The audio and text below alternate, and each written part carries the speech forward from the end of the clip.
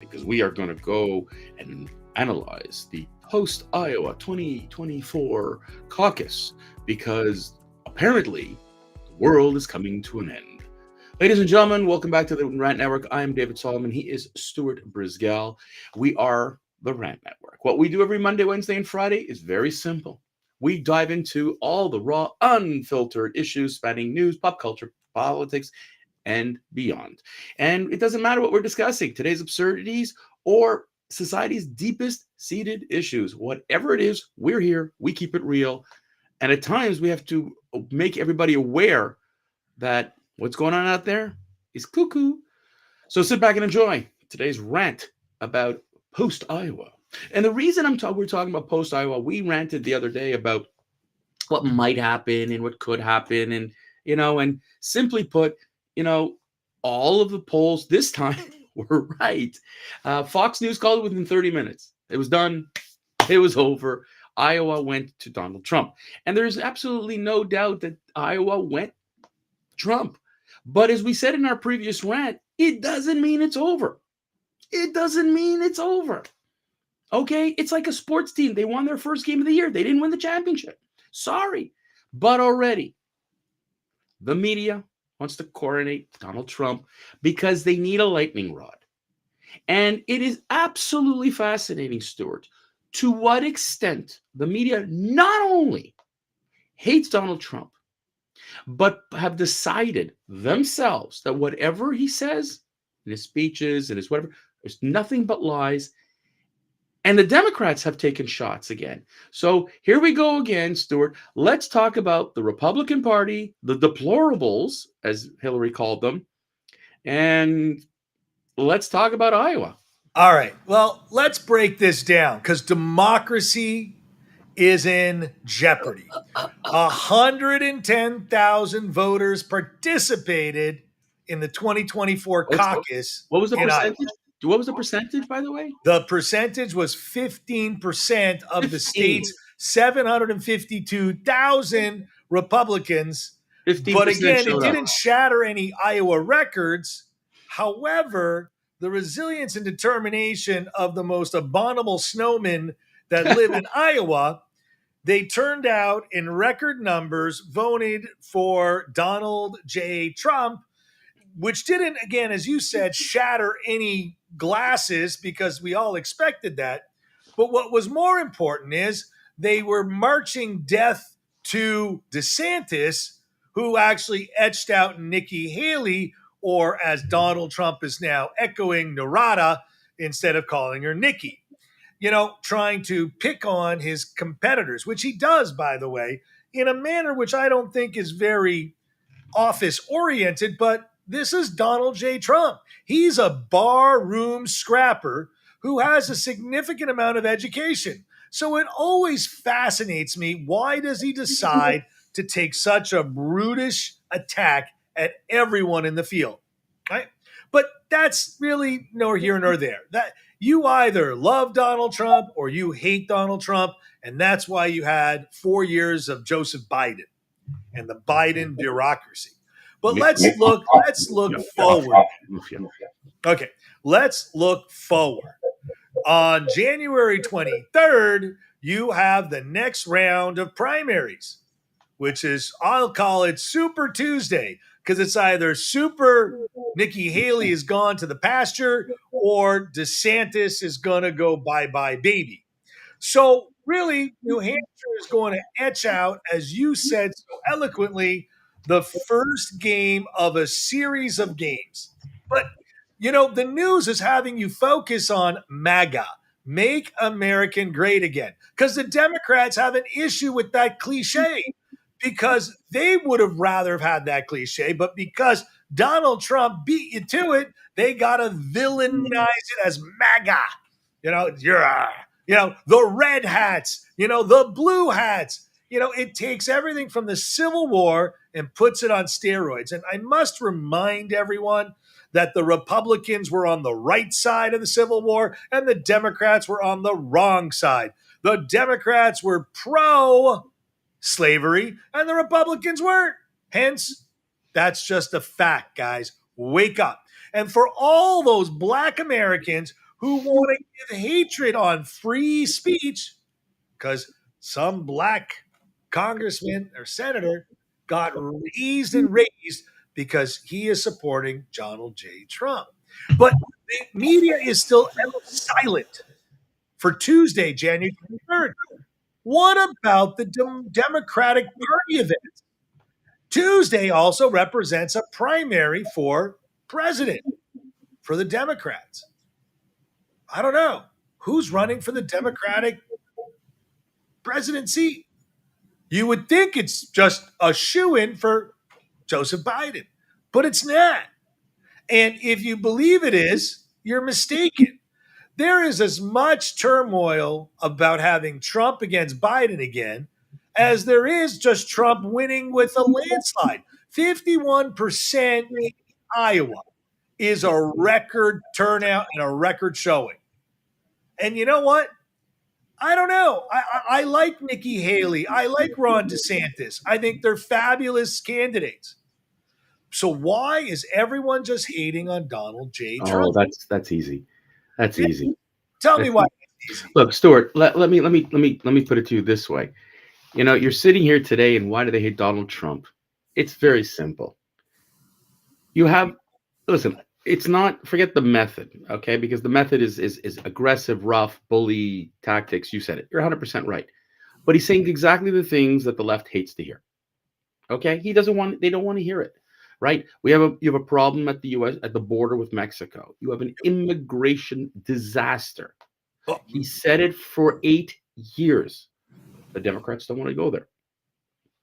Whenever he talks, you have to counter him. Because it's really, really all about having to, if he blusters, they have to bluster. They want to control not only the person in the Oval Office, but the methodology. That is the media. And whether they go with facts or not, it doesn't matter. And I'm going to tell you, it's Joy Reid, for example, from MSNBC. Her hate to Donald Trump is so visceral that she will use racism to push her point, because now she has decided that, number one, Iowa is overrepresented by white Christians. I love that. I love that when you said that. I mean, it's hilarious. And then on top of it all, to quote her, they see themselves as the rightful inheritors of this country, and Trump has promised to give it back to them. This is a leftist, wokist, and I know I have people here who are saying, oh, here you go again, Solomon. This is the left, ladies and gentlemen. The same people who quote Hamas as a reliable source, the same people who lied to you time and time again. They hid the Hunter Biden laptop scandal.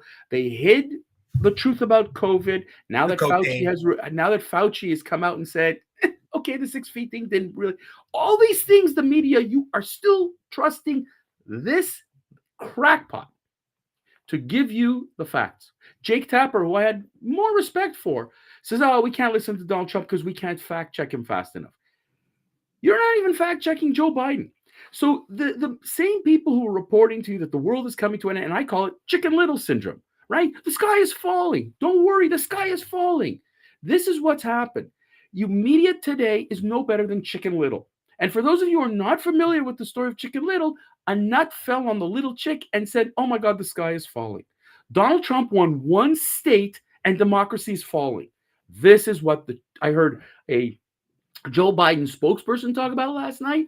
I hear it again and again. MAGA Republicans, MAGA Republicans. If you are a MAGA Republican, this is the new deplorable, Stuart. This is why I started with it, is that now the Biden administration's found the good, you use the word cliche, catchphrase to say that if you voted for Trump, then it's the end of democracy because you're a MAGA extremist.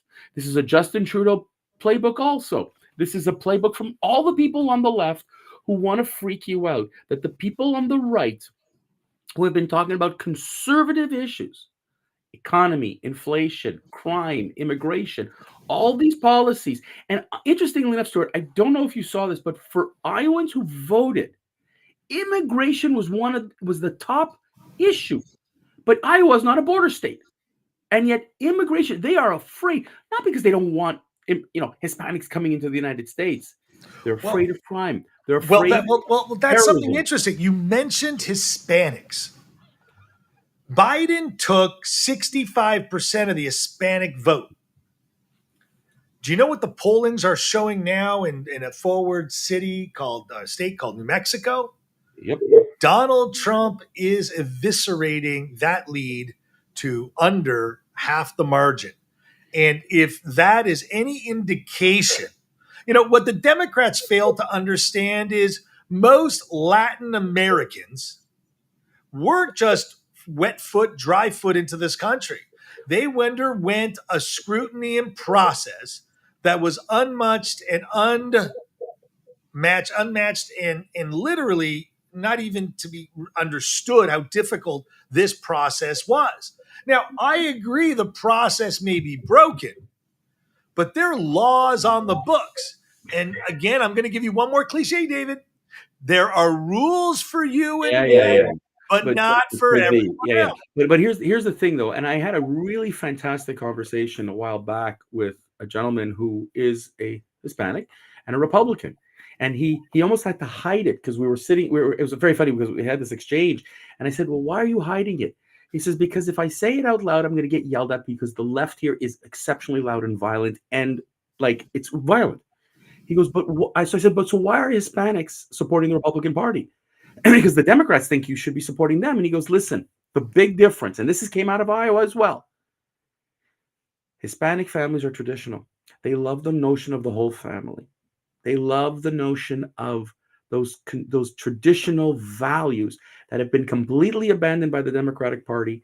Iowans think it's very important to preserve, and that's what they're voting for. And they feel strongly, despite the winter storm, they went to vote because they feel very strongly that America, under a Democratic regime, under this judicial nightmare that they're trying to create, is going to change America to the point that they don't like it. They want to preserve the traditional families, their traditional values, and what they're seeing from the Joe Bidens, the Kamala Harrises, and all the rest of that is we're throwing it away. We're throwing it away. Let me give you a little history. There used to be a wet foot, dry foot policy in the state of Florida, whereby if your foot hit dry land, you were able to immigrate into this country if you were from Cuba or Haiti, actually. But you want to know what Obama did? The Democrats got rid of that policy. So instead of them having to just struggle across a boat to get across 60 miles, they forced these people to pay coyotes and underpin a massive amount of crime to get here. Listen, I think the Democratic Party has got its problems that most people are in massive denial about. And you want to know something? Looking forward into the 538, which is the ABC News poll, they are saying that Trump will win New Hampshire 43.5, where Nikki Haley will come in with a whopping 41.4, and DeSantis won't even make the chart. Stuart, this is what I'm trying to say. This is what I started with. The folks in the 24-hour news cycle that need to fill airtime, that have nothing better to talk about, love Trump because Trump is a great airtime. And the more we can hate on him, the more talking heads we can bring onto the shows to hate on him, it's perfect. And so, but we've only played the first game. There are 49 more states plus, and you still have to play the game. Now, Donald can win earlier than all 50 states. You still got to go through the 50. You still got to go through the process. But he might win earlier. But it ain't over. And I'm sorry, because if we believe the polls, Hillary Clinton would have been president in 2016. Listen, let's not talk about the crying rooms, the days off. We got to wrap it. Buddy, wrap it up for me. Tell me, last word to you. Last words are, my prediction is Donald J. Trump eviscerates New Hampshire. Nikki Haley, Nikata, gets a black eye, and DeSantis comes in second place very strongly. And this becomes a very interesting race as the rest of the country will either mold to Trump or DeSantis. I disagree because I disagree with you wholeheartedly.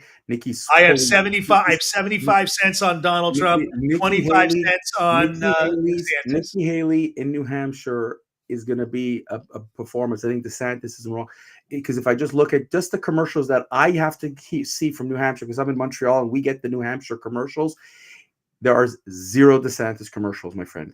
Zero. It's all Nikki Haley. It's all Trump attacking Nikki Haley. It's an actually, I think that DeSantis has given up on New Hampshire. It's going to be otherwise. But guess what, folks? We get to watch this in the next few weeks. So on that, let's wrap it up. As thank you for the rant record today. Hey, folks, we hope you found something interesting in it, because you ain't going to get this anywhere else. As we always say, we're here Monday, Wednesday, Friday, noon Eastern. We're on all the social channels. We are also on the podcast channels. You can download, you can take us with us into your car, when you're working out, when you're taking a walk, wherever you want to go. We're here for you. Share us, like us, comment on us. We genuinely really appreciate your feedback. Where people have been asking us to go back to some of the American politics that they love us to banter about. So whatever you would like us to go and talk about subjects, we want to be there. Folks, until Friday, keep the conversations alive and keep on ranting. Say goodbye, Stuart.